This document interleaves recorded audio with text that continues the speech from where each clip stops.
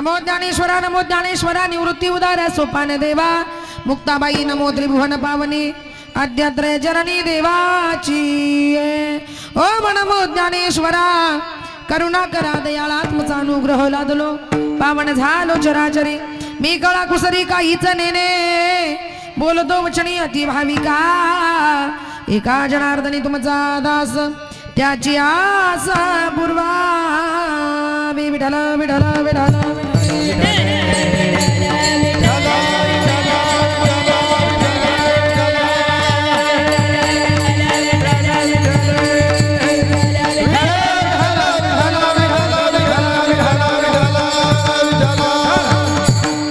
बाप करी जोडीले कुराचे ओढी आपुली कुरवंडी वाळवोनी इकाईकी केला मिरासीचा धनी कडिये वागवोनी भार खांदी अभंगाला लागण्यापूर्वी या ठिकाणी थोडासा परिहार द्यायचा तो असा आज या ठिकाणी कैलासवासी साहेबराव देवराम घोडे या बाबांचा खऱ्या अर्थानं आज प्रथम पुण्यस्मरण आहे प्रथम श्राद्ध आहे आणि या प्रथम पुण्यस्मरणाच्या निमित्तानं प्रथम श्राद्धाच्या निमित्तानं तुम्ही आम्ही सर्वजण या ठिकाणी आज आपण या साहेबराव बाबांना भावपूर्ण आदरांजली वाहण्यासाठी श्रद्धांजली वाहण्यासाठी आपत्ष्ट नातेवाईक भावबंद सगळे सोयरे परिपाहुणे मंडळी आज या ठिकाणी जमलेला आहात त्यांचा जो या ठिकाणी कुटुंब परिवार आहे या ठिकाणी त्यांच्या पत्नी आहेत गंगा भागीरथी द्रौपदाबाई साहेबराव या ठिकाणी घोडे पत्नी आहेत आणि बाकी कुटुंब परिवार या ठिकाणी आहे मुलं आहेत दत्तात्रय साहेबराव घोडे मच्छिंद्र साहेबराव घोडे अलका जयराम राऊत या ठिकाणी मुलगी आहे आशा नाना खाडे मुलगी या ठिकाणी आहे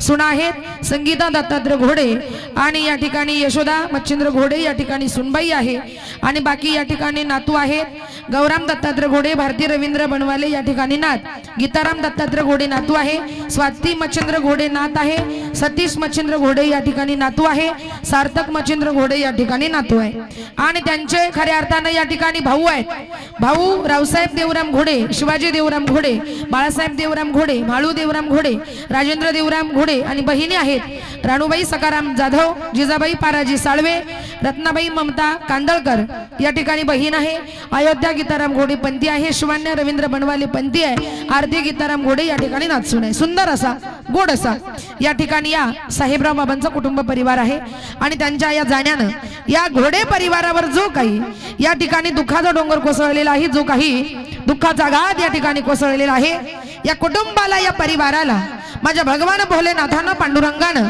आणि माझ्या बाळूमामाने दुःखातून सावरण्याची खऱ्या अर्थानं शक्ती द्यायची आहे हीच प्रार्थना या ठिकाणी आपल्याला बाळूमामांच्या चरणी करायची आहे तसेच माझे गुरुवर्य हरिभक्त परायण विठ्ठल महाराज वाटचौरे यांच्या गुरुकृपेने माझे वडील हरिभक्त परायण वैकुंठवासी भानुदास महाराज गजे यांच्या पवित्र स्मृतीला अभिवादन करून आणि माझे सासरे हरिभक्त परायण वैकुंठवासी गंगाराम शेठ जाधव यांच्या पवित्र स्मृतीला अभिवादन करून या ठिकाणी सेवेला सुरुवात करूया लाडके लेकमी संताची लाडके लेकमी संता मिक्सर सोडा गायला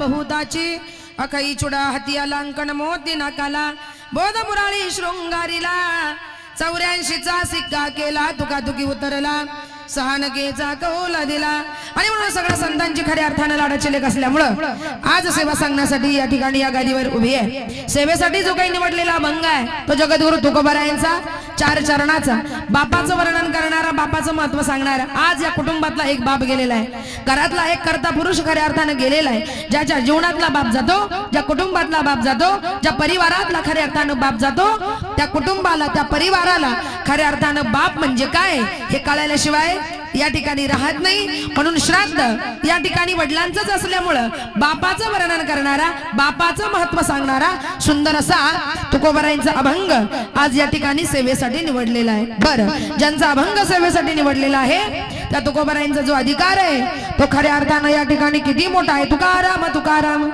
नाम घेता का पेयम धन्य तुकोबा समर्थ जेने केला हा पुरुषार्थ। एवढा मोठा अधिकार ज्यांचा आहे, ज्यांचं नाव घेतलं असता खऱ्या अर्थानं यमाला सुद्धा का प्रवर्त। एवढा मोठा अधिकार ज्यांचा आहे ते म्हणजे खऱ्या अर्थानं या ठिकाणी आमचे तुकोबाराया आणि त्या तुकोबारायांचा बापाचं वर्णन करणारा गोडासा अभंग या ठिकाणी सेवेसाठी निवडला। विठाला विठाला विठाला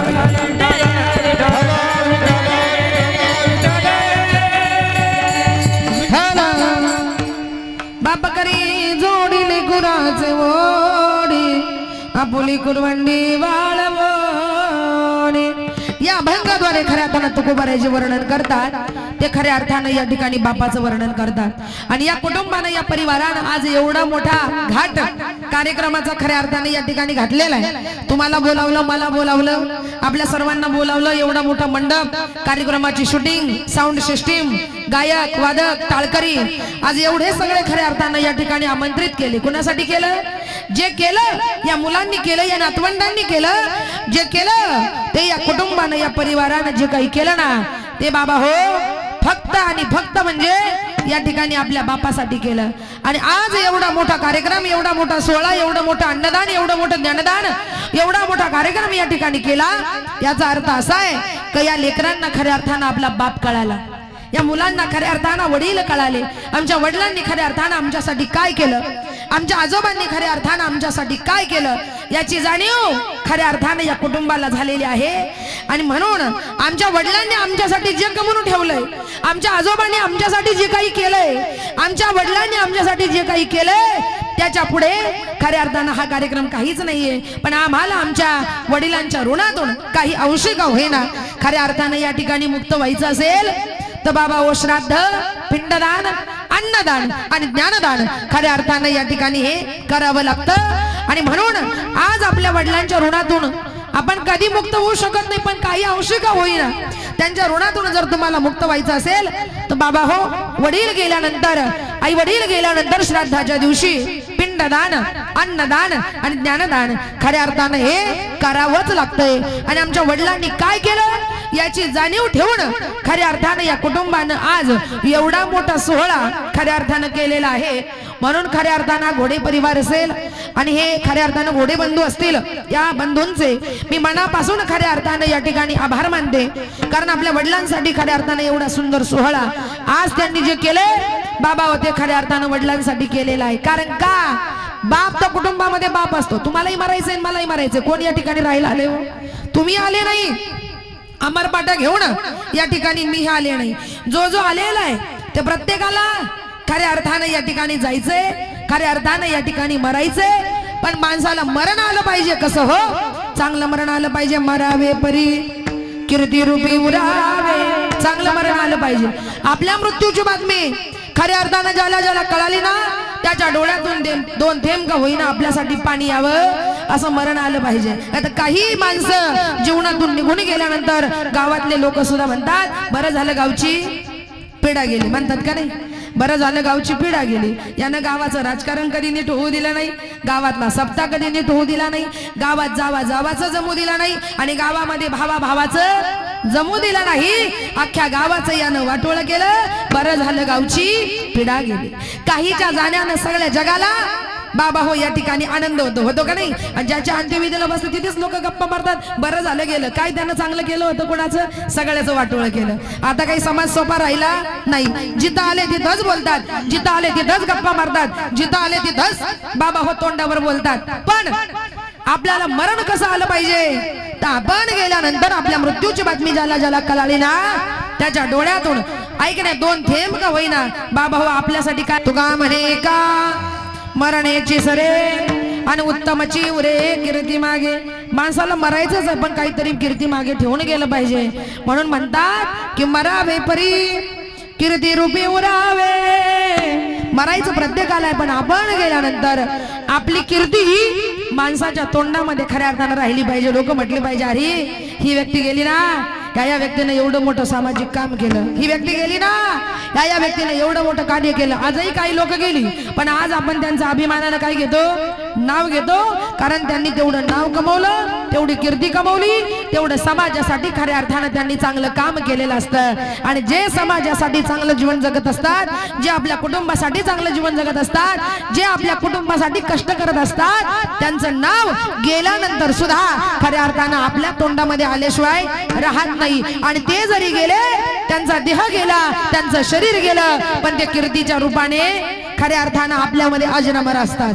त्यासाठी कमवलं पाहिजे बाबा हो नाव, आणि कमवलं पाहिजे कीर्ती. चांगलं जीवन खऱ्या अर्थानं जगायचंय. आणि हे बाबा खऱ्या अर्थानं अतिशय सुंदर, म्हणजे सुंदर पद्धतीचं या ठिकाणी जीवन जगले. आज या ठिकाणी मला कीर्तनासाठी आमंत्रित केलं, याला कारण आहे हे जे बाबा आहे ते माझी कीर्तन खऱ्या अर्थानं युट्यूबला ऐकत होते, आणि त्यांना खऱ्या अर्थानं कार्यक्रम सुद्धा या ठिकाणी फार या ठिकाणी आवडत होते. ते युट्यूबला नातवंडाला सांगायचे, मुलांना सांगायचे की बाबा कीर्तन लावून द्या. लावून दिलं का खऱ्या अर्थानं अनेक खऱ्या अर्थानं माझी कीर्तन त्यांनी युट्यूबला ऐकले असतील. आणि म्हणून खऱ्या अर्थानं या कुटुंबानं, या परिवारानं ठरवलं का ज्यांचं कीर्तन बाबांना आवडायचं, ज्यांनी खऱ्या अर्थानं ताईंचं कीर्तन कायम युट्यूबला ऐकलं, मग त्यांच्या श्राद्धासाठी आमच्या बाबांची खऱ्या अर्थानं जी आवड आहे तेच कीर्तन खऱ्या अर्थानं या ठिकाणी झालं पाहिजे. आणि म्हणून खऱ्या अर्थानं आज मी इथं बाबांची आवड म्हणून, आणि बाबांची मी लाडाची लेक असं म्हणेल, कारण त्यांना माझं कीर्तन खऱ्या अर्थानं कायम आवडत होतं, ते कायम ऐकत होते. आणि म्हणून या कुटुंबानं, या परिवारानं आज या बाबांच्या श्राद्धाच्याच निमित्तानं, पुण्यस्मरणाच्या निमित्तानं खऱ्या अर्थानं या ठिकाणी आजची ही मला कीर्तन रूपी सेवा करण्याची संधी या ठिकाणी मला मिळालेली आहे. त्यांचे मुलं असतील, नातवंड असतील, सगळ्यांकडून मिळालेली आहे. म्हणून खऱ्या अर्थानं मी परत एकदा या घोडे परिवाराचे मी मनापासून आभार मानणार आहे. आणि बापाचं कर्तव्य हे असतं, बाप कुटुंबासाठी झगडत असतो, बाप कुटुंबासाठी खऱ्या अर्थानं कष्ट करत असतो, बाप कुटुंबासाठी या ठिकाणी राबत असतो. ऐका नाही, कोण राबतं आपल्यासाठी? आपल्यासाठी राबणारा कोण आहे? बाप. आई 9 महिने 9 दिवस गर्भामध्ये वागवते, तळ हाताचा पाळणा करते, फोडाप्रमाणे जपते, नंतर जन्माला घालते, पण तिथून पुढे बोट धरून चालायला शिकवणारा जो कोणी असेल त्याचं नाव म्हणजे बाप. आणि ज्यानं पहिला घास आपल्या मुखामध्ये भरवला असेल, ज्या वेळेला आपण लहान होतो, आईनं 32 दारा दुधाच्या बाजल्या असेल, पण ज्यानं पहिला घास खऱ्या अर्थानं आपल्या मुखामध्ये भरवला असेल, बाबा हो त्याचं नाव म्हणजे बाप. म्हणून आजही बापाचं अस्तित्व काय आहे ऐका, बापाचं प्रेम काय आहे ऐका. बाप आपल्या कुटुंबासाठी झगडतो, कष्ट करतो. या बाबांनी सुद्धा आयुष्यभर खऱ्या अर्थानं या ठिकाणी मेंढ्या वळल्या, आयुष्यभर कष्ट केले, आयुष्यभर एवढे कष्ट केले, मेंढ्या चारण्याचं काम केलं. आणि हे सगळे कष्ट करत असताना या बाबांनी खऱ्या अर्थानं इथं येऊन स्थायिक झाले. आणि इथं येऊन जवळजवळ किती एकर जमीन घेतली? 14 ते 15 एकर जमीन या बाबांनी घेतली. कशावर? फक्त आपल्या कष्टाच्या जोरावर. कष्ट केले आयुष्यभर, आणि आपल्या लेकरांसाठी आज इथं जवळजवळ 15 एकर जमीन खऱ्या अर्थानं या बाबांनी या कुटुंबासाठी, आपल्या लेकरांसाठी घेऊन ठेवली. काय माहिती होतं त्या बाबाला? जायचंय अरे मला एक दिवस, मरायचंय मला एक दिवस, का मी एवढं सगळं करू? एक ना एक दिवस मी सुद्धा जाणार आहे, मी सुद्धा मरणार आहे. मग काय या बाबांनी एवढं केलं?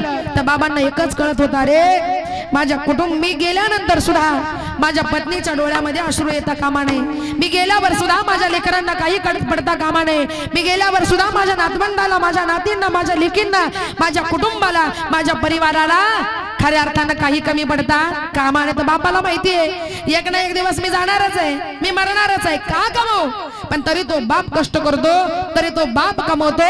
याला कारण आहे का माझी पत्नी म्हणजे खऱ्या अर्थानं माझी अर्धांगिनी आहे. आणि जर मी अगोदर गेलो तर माझ्या मुलांना, माझ्या पत्नीला इकडं तिकडं कुठेही जायला लागू नये. म्हणून आपल्या सगळ्या कुटुंबाच्या, परिवाराची शिदोरी खऱ्या अर्थानं जो तयार करतो बाबा हो त्याचं नाव म्हणजे खऱ्या अर्थानं या ठिकाणी बाप आहे. आणि या बाबांनी एवढे कष्ट केले, मेंढ्या वळल्या, ऐक ना, इकडून तिकडं उन्हात तानामध्ये कष्ट केले असतील, आणि किती जिद्दीनं खऱ्या अर्थानं कष्ट केले असतील.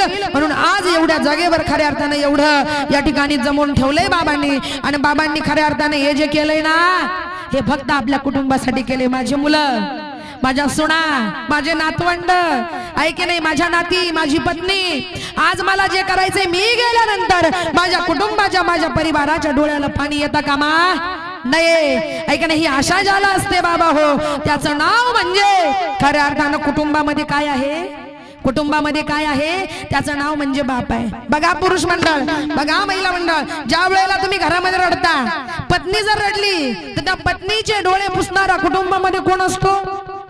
पती असतो, नवरा असतो. ए बाई रडू नकोस, मी आहे, जिथे कुठे काही कमी पडेल ना तिथं मी आहे. अहो महिला मंडळ, तुम्ही रडल्या ना, अरे आपल्या पत्नीचे डोळे पुसणारा आपुलकीने तिचा पती असतो, तिचा नवरा असतो. मुला रडू द्या, मुली रडू द्या, त्या मुलांचे, मुलींचे डोळे पुसणारा त्या कुटुंबामध्ये खऱ्या अर्थानं बाप असतो.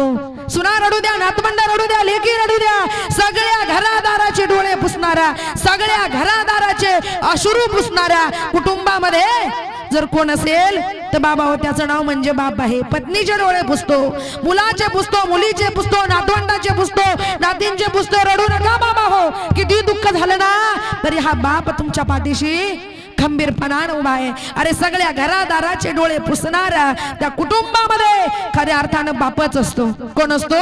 बापच असतो. अरे जो बाप सगळ्या घरादाराचे डोळे पुसतो, जो बाप अख्ख्या कुटुंबाचे डोळे पुसतो, जो बाप अख्ख्या परिवाराचे डोळे पुसतो, आणि ज्या वेळेला तोच बाप त्या कुटुंबामधून निघून जातो, ज्या वेळेला तोच बाप त्या कुटुंबामधून निघून जातो, त्यावेळेला अख्खं कुटुंब रडतं. पत्नी रडते, मुलं रडतात, सुना रडतात, नातवंड रडतात, नाते रडतात.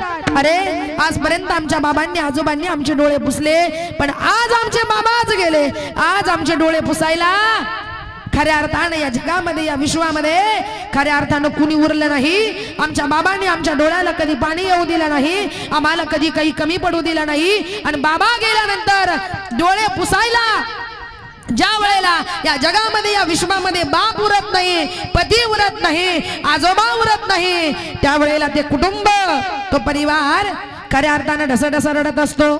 माझ्या डोळ्यातली कोणी माये पुसताना, माझ्या डोळ्यातली कोणी माये पुसताना, उरी उरी गोष्ट बाबाची संगता, उरी उरी गोष्ट बाबाची संगता, उरी उरी गोष्ट बाबाची संगता.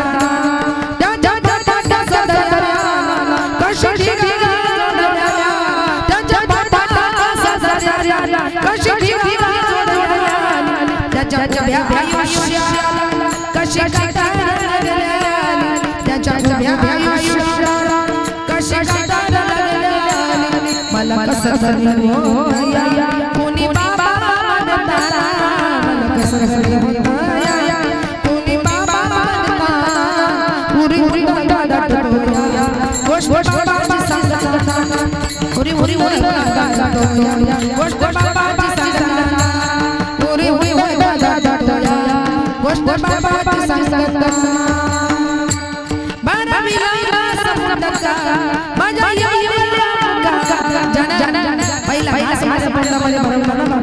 त्याचं नाव म्हणजे काय? बाप. माझ्या बापानं मला कधी कडेवर घेतलं असेल, कधी खड्ड्यावर घेतलं असेल का? माझ्या लेकराला मी जे जग पाहिलं नाही ना, याच्या पुढचं जग खऱ्या अर्थानं माझ्या मुला हवा, ही आशा ज्याला आहे बाबा, त्याचं नाव म्हणजे बाप.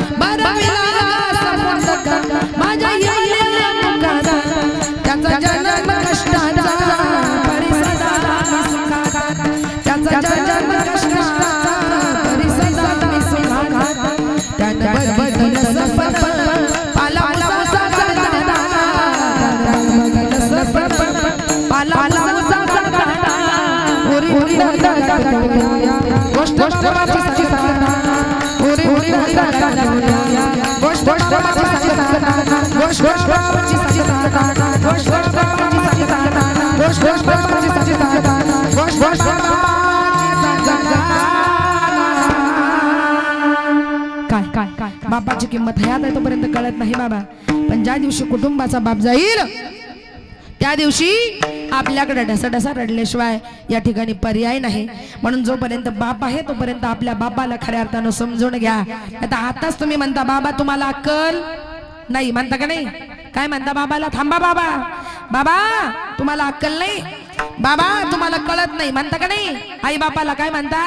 बाबा तुम्हाला अक्कल नाही, बाबा तुम्हाला कळत नाही. किती सहज बोलतो आपण. अहो त्या बापाला अक्कल नसती तर तुम्ही या जगामध्ये आले नसते. त्या बापाला अक्कल नसती तर त्यानं तुम्हाला लहानाचं मोठं केलं नसतं. त्या बापाला अक्कल नसती तर त्यानं तुम्हाला शिक्षण दिलं नसतं. त्या बापाला अक्कल नसती तर त्यानं तुम्हाला नोकरीला लावलं नसतं. आणि त्या बापाला अक्कल नसती, बाप म्हटलं अरे याला शाळेत घातले पण याचं डोकं काही चालं, कायम नापास होतंय, याला शाळेत ठेवून फायदा नाही, याच्यासाठी कुठेतरी 4-6 एकर घेतलं पाहिजे. हा विचार करणारा कोण आहे? आणि घेऊनही ठेवलं ना तुमच्यासाठी. त्या बापाला अक्कल नसती तर त्यानं तुमच्यासाठी कुठं काही घेऊन ठेवलं असतं का हो? 2-4 एकर. त्या बापाला अक्कल होती म्हणूनच बापानं सगळं केलं ना. आणि सहज किती बोलून जाता का बाबा तुम्हाला अक्कल नाही, बाबा तुम्हाला कळत नाही. आणि एखाद्याला शेती घेऊन देऊन त्याच्या शेतीमध्ये सुद्धा डोकं चालत नाही, कामाचा कंटाळा आहे, काम होत नाही, रगडत नाही. बाप म्हणतो अरे याला आता शेती सुद्धा जमत नाही, मग आता काय केलं पाहिजे? याच्यासाठी कुठेतरी रोडच्या कडेला गुंठा 2 गुंठा घेतो, एखादा गाळा टाकतो आणि इथं माझा मुलगा काहीतरी धंदा करेल, व्यवसाय करेल. बाबा हो, याच्याही पुढे जाऊन दूरदृष्टिकोनानं विचार करणारा तुमच्या कुटुंबामध्ये कोण आहे? कोण आहे सांगा मला? कोण आहे? फक्त बाप आहे. आणि त्याच बापाला म्हणता बाबा तुम्हाला अक्कल नाही आणि बाबा तुम्हाला कळत नाही. त्या दिवशी तो बाप ढसाढसा रडल्याशिवाय या ठिकाणी राहत नाही. ज्या दिवशी तुम्ही तुमच्या बापाला फिरून बोलता ना त्या दिवशी बाप ढसाढसा रडतो. अरे माझेच पोरं आज माझी अक्कल काढायला लागले, आज माझी मुलं माझ्यापेक्षा मोठे झाले. एकटा बाप रडतो, एवढा रडतो, एवढा रडतो, एवढा रडतो. ज्या वेळेला त्याचं मन मोकळं होईल बाबा त्यावेळेला तो बाप गोदडीच्या बाहेर येतो.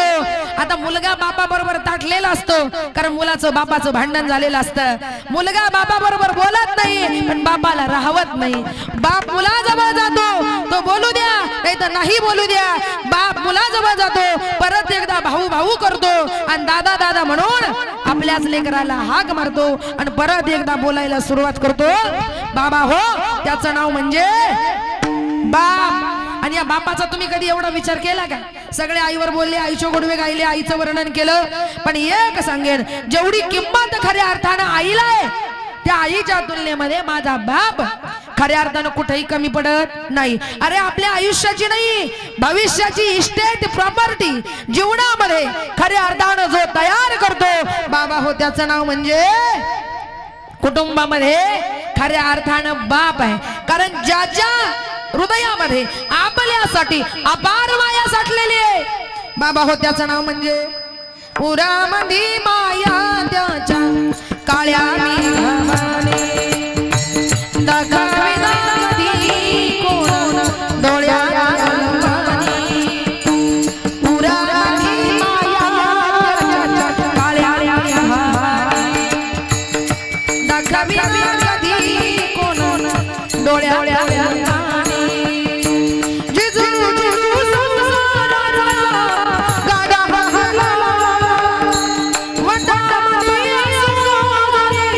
Gana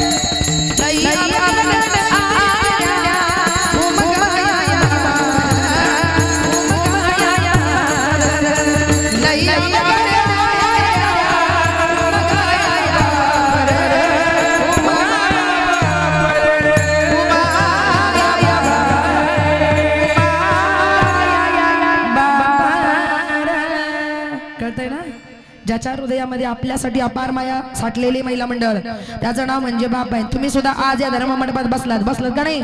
चांगला नवरा, चांगले सासू सासरे, चांगलं कुटुंब, चांगला परिवार मिळाला. हा उपकार तुमच्यावर कोणाचा आहे महिला मंडळ? बोला पटापटा, कोणाचा आहे? फक्त आपल्या बापाचा आहे. आपल्याला शिकवणारा बाप, आपलं शिक्षण पूर्ण करणारा बाप. लोक म्हणतात मुलगी म्हणजे परक्याचं धन आहे. कशाला शिकवता तिला? काय फायदा आहे तुम्हाला? शिकवलं तर पगार द्यायला दुसऱ्याच्या घरी जाईल. कशाला पोरीला शिकवता? त्यापेक्षा तेवढ्यात पोरीचं लग्न होईल. लग्न करून टाका. बापाला सल्ले देणारे द्यायला अख्खं जग पडलंय. अख्खे लोक सल्ले देतात पण बाप ऐकत नाही. बाप म्हणतो बाई बोल, तुला शिकायचंय का? मुलगी म्हणते हो बाबा मला लग्न करायचं नाही, मला माझ्या पायावर उभं राहायचंय. त्यावेळेला बाप म्हणतो ठीक आहे बाई शिक, तुला जेवढं शिकायचं तेवढं शिक. तुझ्या पाठीमागं मी खंबीरपणानं उभा आहे. स्वतःच्या लेकीला 1 रुपयाचा फायदा नाही. मुलगी लग्न होऊन दुसऱ्याच्या घरी जाणार आहे हे माहिती असून सुद्धा स्वतः कर्ज करणारा आणि स्वतःच्या लेकीला शिकवणारा. अरे कर्ज 1 वर्ष नाही 2 वर्षांनी फिटेल, 2 वर्ष नाही 5 वर्षांनी फिटेल, पण माझी लेक बाकी आयुष्यभर सुखात जगेल. म्हणून स्वतःच्या लेकीचं शिक्षण पूर्ण करणारा आणि तिला स्वतःच्या पायावर उभा करणारा जर कोण असेल तर त्याचं नाव म्हणजे बाप. नुसतं शिक्षणच नाही तर आपल्या आयुष्याचं गोकुळ करणारा आणि आपल्याला सुखात ठेवणारा महिला मंडळ बाप आहे. आपल्या लग्न जमवतो बाप, आपल्याला मागणं पाहतो बाप. माझी लेक चांगल्या घरामध्ये गेली पाहिजे हा विचार करतो कोण? करतो हा विचार करतो महिला मंडळ. त्याचं नाव म्हणजे बाप आहे. म्हणजे आज तुम्ही लग्न होऊन सासरी गेल्या, तुम्हाला चांगला नवरा मिळाला, चांगले सासू सासरे मिळाले, चांगलं कुटुंब मिळालं, चांगला परिवार मिळाला आणि आज तुम्ही सुखाने जगताय. हा सगळ्यात मोठा उपकार आपल्यावर कोणाचा आहे? कोणाचा आहे? फक्त आपल्या बापाचा आहे. आणि हे जीवनामध्ये सुख आपल्याला आपला बाप सोडून बाबा देऊ शकत नाही. कारण बाप जे करतो ते कुणासाठी करतो? अभंगाच्या पहिल्या चरणामध्ये बाप करी जोडी, लेकुराचे ओढी आपुली कुरवंडी वाळवणी. थोडक्यात बाप जे करतो ते कुणासाठी करतो? मुलासाठी जगतो, मुलीसाठी जगतो. म्हणजे मुलीला खऱ्या अर्थानं त्या घरची मालकीन करून ठेवतो आणि पोराला या घरचा मालक करून ठेवतो. या आपल्यासाठी जो करतो ना बाबा त्याचं नाव म्हणजे कुटुंबामध्ये खऱ्या अर्थानं या ठिकाणी बाप आहे. या गोष्टी लक्षात ठेवा. कारण बाप म्हणजे जगण्याचं माप आहे आणि बाप म्हणजे आपुलकीनं मारलेली शाबासकीची थाप, तिचं नाव म्हणजे खऱ्या अर्थानं कुटुंबामध्ये बाप आहे. आणि अशा या बापाला खऱ्या अर्थानं रोज आपल्या डोळ्यासमोर ठेवा.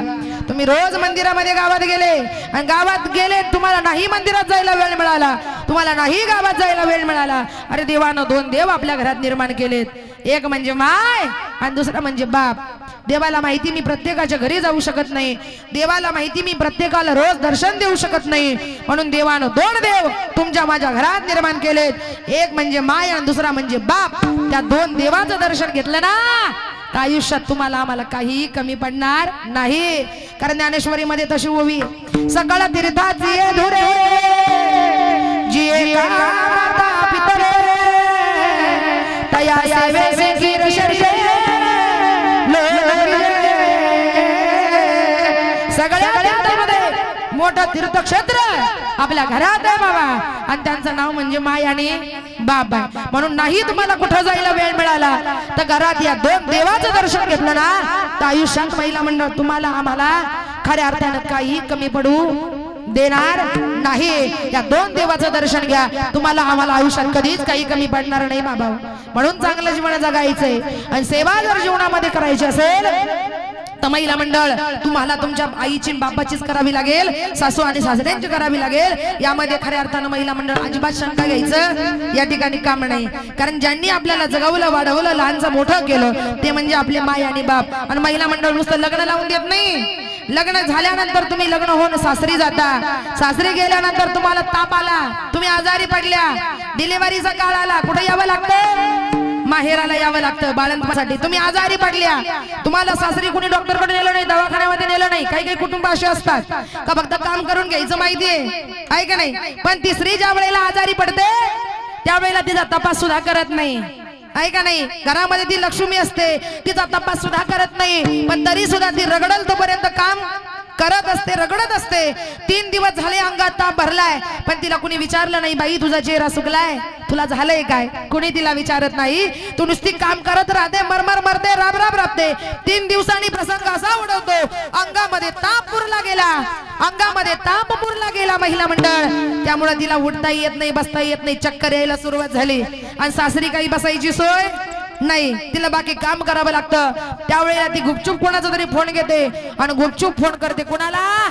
आपल्या बापाला फोन करते। बाबा 3 दिवस झाले आजारी पडले, कुणी डॉक्टरकडे नेलं नाही, कुणी गोळ्या आणल्या नाही बाबा, कुणी औषधं आणले नाही बाबा, मला आज उभा राहता येत नाही बाबा, 2 दिवस का होईना मला आरामाला माहेराला यायचे बाबा, मला घेऊन जा तुम्ही। बापाला फोन करते, अरे तास जाऊ देत नाही बाप, जवळ असेल तर गाडी काढतो, स्वतःच्या मुलीला घेतो, पहिल्यांदा दवाखान्यात नेणार, दवाखान्यामध्ये नेलं, ऍडमिट केलं, मुलीचं बिल झालं 5-50 हजार रुपये। कुणी भरायचं? कुणी भरायचं? बापालाच भरावं लागेल। बापानं बिल भरलं, मुलगी म्हणते बाबा तुम्ही बिल भरायचं नाही, माझ्या नवऱ्याला फोन करा, माझ्या सासूला सासऱ्याला फोन करा, बिल भरायला लावा। त्यावेळेला त्या ठिकाणी तो बाप म्हणतो, ए बाई मी तुझ्या घरच्यांना बिल भरायला सांगणार नाही, कारण तू माझी लेक आहे आणि मला कोणालाही सांगायला लावू नको। अगं हा बाप तुझ्यासाठी 50 काय लाख रुपये खर्च करायला तयार आहे बाई, पण एक काम कर, या बापाची मान सासरी खाली जाणार नाही तुझ्या, याची जबाबदारी तू घे। हे स्वतःच्या लेकीला शिकवणारा कोण असतो महिला मंडळ? कोण असतो? लेक वडाची परंबी सारा घराला जोडते, असं बाहेर पाग बापाचं भेड दे, असं बाहेर पाग बापाचं भेड दे। जेव्हा बापाला कळाले त्याच्या काळी जळाले, तुला तिला खुशी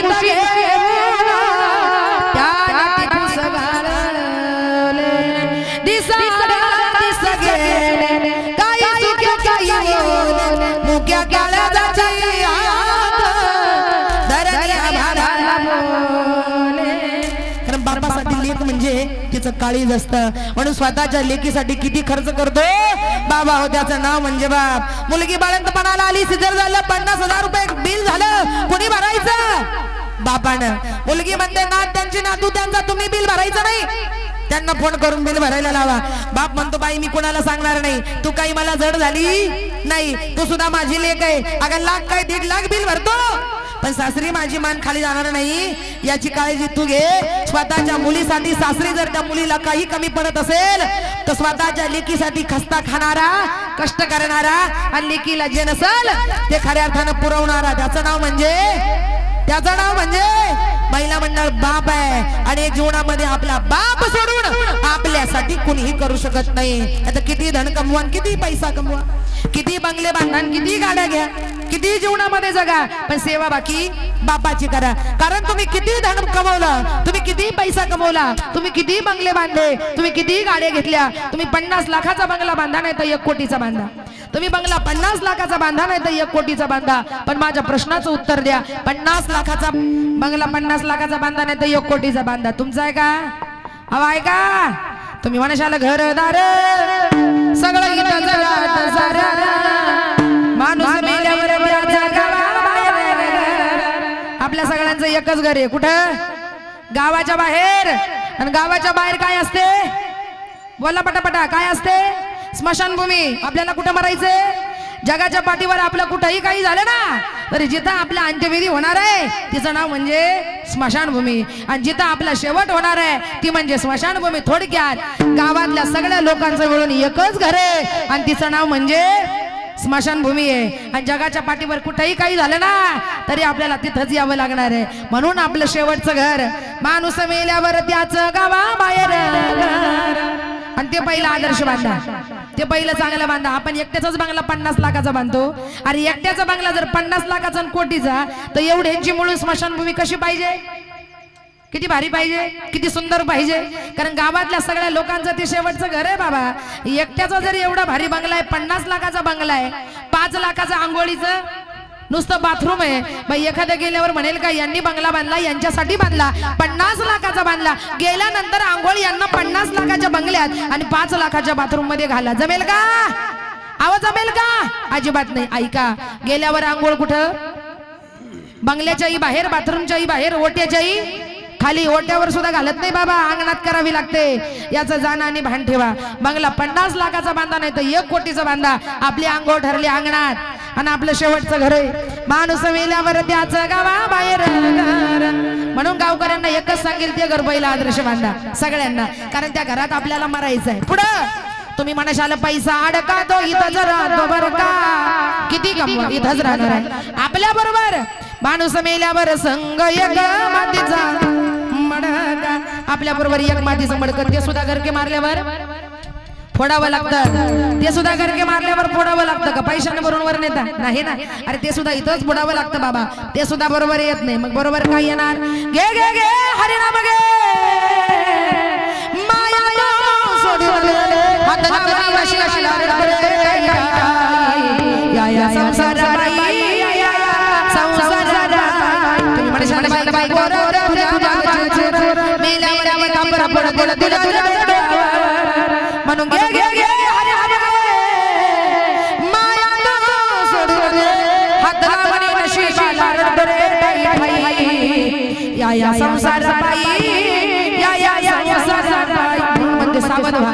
कारण आपल्याला इस्टेटीचा प्रॉपर्टीचा धनी मालक बनवणारा कोणी बाप.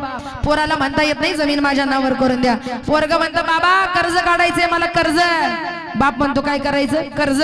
मग कर्ज काढायचं, मग काय करू? जमीन माझ्या नावावर लागेल. म्हणता येत नाही डायरेक्ट नावावर करून द्या. जमीन माझ्या नावावर लागेल, पण बाप उधार अंतकरणाचा असतो. बाप म्हणतो ठीक आहे बाळा, तुला कर्ज काढायचंय ना, कागदपत्र बनवून आण. एक सही बाप करतो आणि ज्या इस्टेटीला प्रॉपर्टीला जपलं 1 मिनिटामध्ये 1 सही करतो. सगळं पोराच्या नावावर 1 मिनिटात करून देतो. एवढा उदार अंतकरणाचं पात्र जर कुणाचं असेल तर त्याचं नाव म्हणजे बाप. आणि मुलीचं लग्न करतो, थाटामाटामध्ये मुलीला चांगलं मागणं पाहतो आणि पोराला या घरचा मालक करतो आणि पोरीला त्या घरची लग्न करून मालकीनं करून ठेवतो. आणि हे आपल्यासाठी जीवनामध्ये जो करतो त्याचं नाव म्हणजे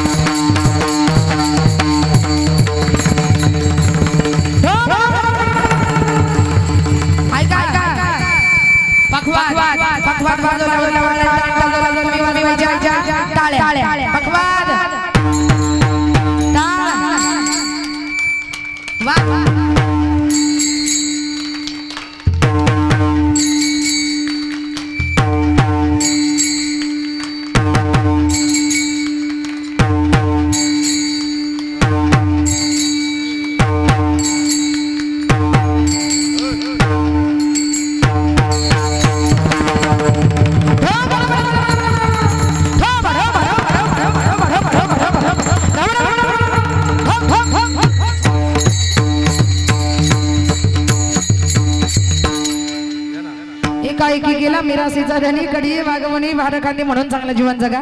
सेवा आई बापाची करा. मला जेवढं बोलता येईल तेवढं मी बापावरच बोलले, कारण आज मला वडिलांसाठी खऱ्या अर्थाने इथं बोलावलं होतं. आणि आईवर सगळेच बोलतात, पण बापाही आपल्या तुलनेमध्ये आईच्या तुलनेत कुठेही कमी पडत नाही याची जाणीव खऱ्या अर्थानं होण्यासाठी मला जेवढं बोलता येईल तेवढं खऱ्या अर्थानं या ठिकाणी मी जे बोलले ते या ठिकाणी बापावर बोलण्याचा प्रयत्न केलेला आहे. म्हणून चांगलं जीवन जगा. सेवा आई बापाची करा. जाताना एक सांगते, सेवा माझ्या बाळूमामांची करा बरं का. कुणाची करा? माझ्या बाळूमामाची सेवा करा. का? कारण बाळूमामाने इतके कष्ट आता आपणही करू शकत नाही. त्या काळामध्ये माझे बाळूमामा या गावातून त्या गावात रोज राहण्याचं ठिकाण बदलत होतं, रोज सगळं खऱ्या अर्थानं बदलत होतं. किती कष्ट केले माझ्या बाळूमामानं या गावातून त्या गावात, त्या गावातून त्या गावात, त्या गावातून त्या गावात. खऱ्या अर्थानं कष्ट करणारे कोण होते हो? माझे बाळूमामा. अनेकांचे आजार, रोग, दुःख, दैन्य, चिंता मिटवणारे खऱ्या अर्थानं माझे बाळूमामा आहेत. म्हणून आजही मी तुम्हाला जाताना एक सांगेल, तुम्हाला डोकं टेकवायचं असेल तर बाळूमामाच्या चरणावर टेकवा, आणि सेवा करायची असेल तर खऱ्या अर्थानं माझ्या बाळूमामाची करा. आज इथं तर उद्या तिथं प्रपंचाचा भार पाठीवर बाळूमामाची मेंढरं निघाली, बाळूमामाची, बाळूमामाची मेंढरं निघाली, बाळूमामाची मेंढरं निघाली, बाळूमामाची मेंढरं, बाळूमामाची मेंढरं, बाळूमामाची मेंढरं निघाली, बाळूमामाची मेंढरं, बाळूमामाची मेंढरं निघाली, बाळूमामाची मेंढरं.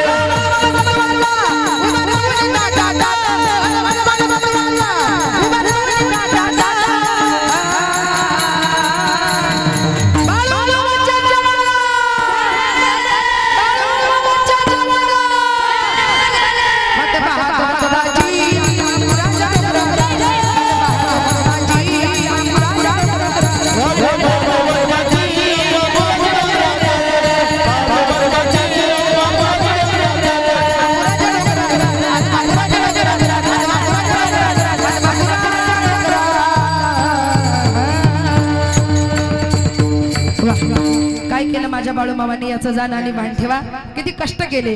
आता आपण काही मंडळी एका जागी स्थायिक झालो आहे का नाही, पण माझे बाळूमामांना एवढे कष्ट केले. अनेकांचे आजार, रोग, दुःख, दैन्य, चिंता, दारिद्र्य खऱ्या अर्थानं नष्ट करण्याचं जे काम आहे ते खऱ्या अर्थानं माझ्या बाळूमामानं केलं. म्हणून आजही सांगते, भक्ती करा बाळूमामाची आणि शरण जा खऱ्या अर्थानं. या ठिकाणी माझ्या बाळूमामांची खऱ्या अर्थानं भक्ती करा. आणि आजही चांग भलचा गजर आदमापुरामध्ये खऱ्या अर्थानं घुमतोय आणि आजही अनेक भक्त मंडळी त्या ठिकाणी त्यांचं दर्शन घेण्यासाठी खऱ्या अर्थानं जातात. अरे बाळूमामाच्या मेंढ्या जरी आल्या ना तर उभ्या पिकामध्ये माझ्या मामांच्या मेंढ्या खऱ्या अर्थानं सोडतात. आणि बाळूमामांची दिंडी जर गावामध्ये खऱ्या अर्थानं पालखी जर आली ना तर कसली तयारी नसू द्या, ऐक नाही, कसली तयारी नसू द्या, पण आमटी भाकरीचा एवढा गोड प्रसाद होतो, सगळं गाव त्या ठिकाणी भाकरी आणून टाकतं, ऐक नाही, अख्खे लोक जेवतात, पण भाकरी बाकी कधी संपत नाही. ऐक नाही, ही ताकद आहे बाबा, हो तुमच्यात नाही, माझ्यात नाही, ती ताकद आहे खऱ्या अर्थानं आपल्या बाळूमामांमध्ये. म्हणून जाताना शेवटी एकच सांगेन का सेवा करा बाळूमामांची, भक्ती करा खऱ्या अर्थानं माझ्या बाळूमामाची, आणि चांगलं जीवन खऱ्या अर्थानं या ठिकाणी आपल्याला जगायचंय. आणि सेवा जीवनामध्ये आई आणि बापाची या ठिकाणी करायची, कारण तुम्हाला आम्हाला जीवनामध्ये घडवणारे माय आणि बाप आहे. आणि आता पुढे काय काय येतंय, आता काय आहे 30 तारखेला सांगा मला काय आहे. अक्षय तृतीया आहे. अक्षय तृतीयेच्या दिवशी 3.5 मुहूर्तांपैकी एक मुहूर्त म्हणजे खऱ्या अर्थानं काय असते हो, अक्षय तृतीया आहे बरं का. आणि या अक्षय तृतीयेच्या दिवशी आपण काय जेवायला घालतो, उपास करू जेवायला घालतो का नाही. त्याला आपल्या भाषेमध्ये काही जण आखाज बीज म्हणतात, काही त्याला आखाजा म्हणतात, आहे की नाही. आणि त्या दिवशी खऱ्या अर्थानं आपण आपल्या पितरांच्या नावानं उपास करू खऱ्या अर्थानं जेवायला घालायचा असतो. आणि त्या दिवशी तुम्ही जेवढं त्यांच्या नावानं उपास करू जेवायला घालाल, आणि अक्षय तृतीयेच्या दिवशी जेवढं दान कराल आणि जेवढं खऱ्या अर्थानं धर्म कराल तेवढं खऱ्या अर्थानं तो दिवस चांगला आहे. कारण 3.5 मुहूर्तांपैकी एक मुहूर्त म्हणजे खऱ्या अर्थानं अक्षय तृतीयेचा दिवस आहे. अक्षय तृतीया म्हणजे त्या दिवशी तुम्ही दान केलं, त्या दिवशी तुम्ही धर्म केलं. अक्षय म्हणजे त्याचा कधी क्षय होत नाही, ज्याचा कधीही खऱ्या अर्थानं नाश होत नाही, अशी असते अक्षय तृतीया. त्या दिवशी दान करा, धर्म करा, माझ्या भगवंताचं भजन करा, माझ्या बाळूमामाची भक्ती करा, सेवा करा, चांगलं जीवन खऱ्या अर्थानं जगा.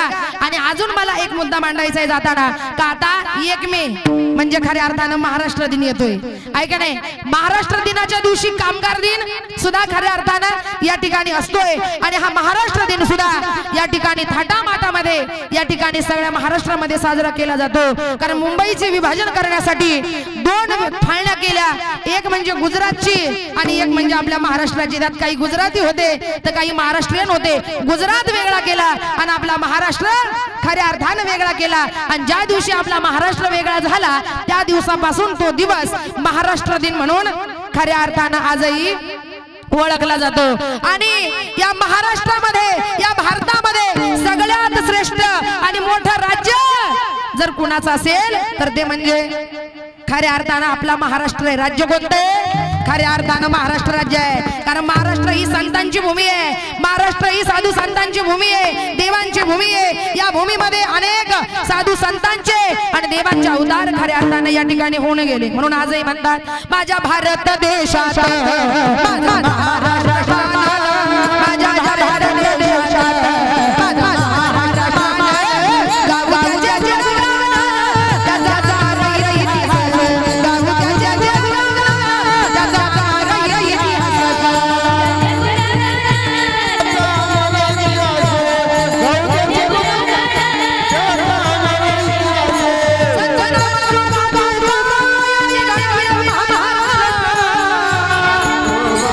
जय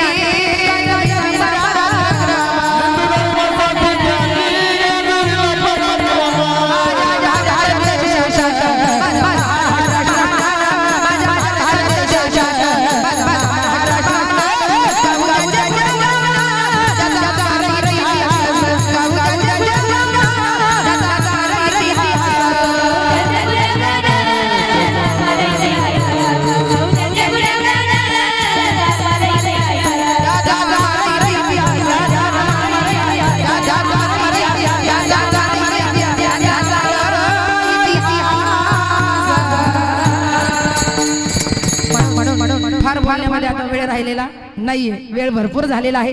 कारण काय करू, टायमिंगही 10:30चा होता, त्यामुळे तुम्ही येता येता 11 वाजतात आणि 12 वाजतात. त्यामुळे कार्यक्रम लवकर माणसं नाही आले तर काही लवकर चालू होत नाही. म्हणून या कुटुंबाने ठरवलं होतं का आपला कार्यक्रमच 10:30च्या नंतर 11:45 11च्या दरम्यान या ठिकाणी सुरू करायचा. म्हणजे सगळे लोक खऱ्या अर्थाने या ठिकाणी जमा होतात. ही खऱ्या अर्थाने या परिवाराचीच इच्छा होती. म्हणून आपलं कीर्तन थोडंसं या ठिकाणी लेट झाल्यामुळं खऱ्या अर्थाने या ठिकाणी लेट संपतंय. पण चांगलं जीवन खऱ्या अर्थाने या ठिकाणी जगा. आणि जे या कुटुंबाने केलं ते खऱ्या अर्थानं आपल्या वडिलांसाठी केलं. या वडिलांनी खऱ्या अर्थानं शेती फुलवली, मेंढी माऊलीची खऱ्या अर्थानं या ठिकाणी सेवा केली. चांगलं जीवन खऱ्या अर्थानं या ठिकाणी ते जगले. आणि शेवट एकच सांगणार आहे का, त्यांच्या ज्या पत्नी आहेत, त्यांच्या पत्नी आहेत द्रौपदाबाई, या आईंचा जो डाव आहे तो आज अर्ध्यावर मोडला गेला. शेवट भातुकलीच्या खेळामधली राजा आणि राणी अर्ध्या मोडीला शेवट या माऊलीचा जो डाव आहे तो अर्ध्यावर मोडला गेला. महिला मंडळ, पती जाणं सोपं नाही. ज्या दिवशी पती जाईल त्या दिवशी कपाळाला कुंकू नाही. ज्या दिवशी पती जाईल त्या दिवसापासून गळ्यात मंगळसूत्र नाही. आणि ज्या दिवशी पती जाईल त्या दिवसापासून बोटामध्ये जोडवी नाही. आणि शेवट एकच करते, हे लेण्याचा अधिकार आपल्याला तोपर्यंत आहे का जोपर्यंत आपला पती आपला नवरा या जगामध्ये आहे. आणि ज्या दिवशी तुमचा पती जाईल, नवरा जाईल, शेवट एकच, त्या दिवसापासून तुमचं लेण्याचा अधिकार होता. तेवढ्या वेळात मी कीर्तन रूपी सेवा या ठिकाणी संपवलेली आहे. माझ्या लेकींसाठी एकदा जोरदार टाळी वाजवा पटकन. आपल्या कार्यक्रमाची आन मान शान वारकरी कन्या चिमण्यात, सुंदर गायन, सुंदर पावल्या, त्यांच्यामुळे आपला कार्यक्रम खऱ्या अर्थानं अजून जोरदार झाल्याशिवाय या ठिकाणी राहत नाही. माझी मुलींची वारकरी शिक्षण संस्था संगमनेर घुलेवाडी, माझ्या सगळ्या मुली आल्या, कार्यक्रमाची शोभा वाढवली. सगळ्या मुलींचे या ठिकाणी मनापासून आभार. ज्यांनी मृदुंगाची साथ दिली ते म्हणजे आमचे विष्णुकांत महाराज गांडुळे, त्यांचे या ठिकाणी मी मनापासून आभार मानते. त्यांच्यासाठी एकदा जोरदार टाळी वाजवा. आणि ज्यांनी गोड असं गायन केलं ते म्हणजे भागवत दादा साळवे, त्यांचे मला वाटतं या ठिकाणी हे मामा आहेत, त्यांचेही खऱ्या अर्थानं पाहुणे आहेत. म्हणून आमचे भागवत दादा आणि या ठिकाणी आमचे हार्मोनियम वादक कुशाभाऊ सातपुते, ते सुद्धा या ठिकाणी आज कार्यक्रमासाठी हजर आहेत. दोघांसाठी एकदा जोरदार टाळी वाजवा. सुंदर कार्यक्रमाला साथ दिलेली आहे. आणि आमचे कुशाभाऊ नेहमीच गोड हार्मोनियम या ठिकाणी वाजवत असतात, त्यांचे या ठिकाणी मनापासून आभार. आणि अपंग असलेले आमचे भारत महाराज गुंजाळ, त्यांनी सुद्धा इथं 2 तास आपल्याला सेवा दिलेली आहे, त्यांचेही या ठिकाणी मनापासून परत एकदा या ठिकाणी मनापासून मी आभार मानते. जोरदार टाळी. आणि एकदा आमच्या विनेकऱ्याकडे बघा, मग टाळी वाजवा. तुमचा विनेकरी 50-60 वर्षाचा, आमची विनेकरी 10-12 वर्षाची मुलगी 2 तास कीर्तनामध्ये विना घेऊन उभी आहे. त्या विण्याचं वजन तिच्या वजना एवढे, ते घेऊन नाचायचं एवढं सोपं नाहीये परमार्थ करणं, आहे का नाही. पण आमच्या मुली किती प्रेमानं शालेय शिक्षणाबरोबर आध्यात्मिक शिक्षण सुद्धा घेतात. म्हणून विनेकऱ्यांचे या ठिकाणी मनापासून आभार.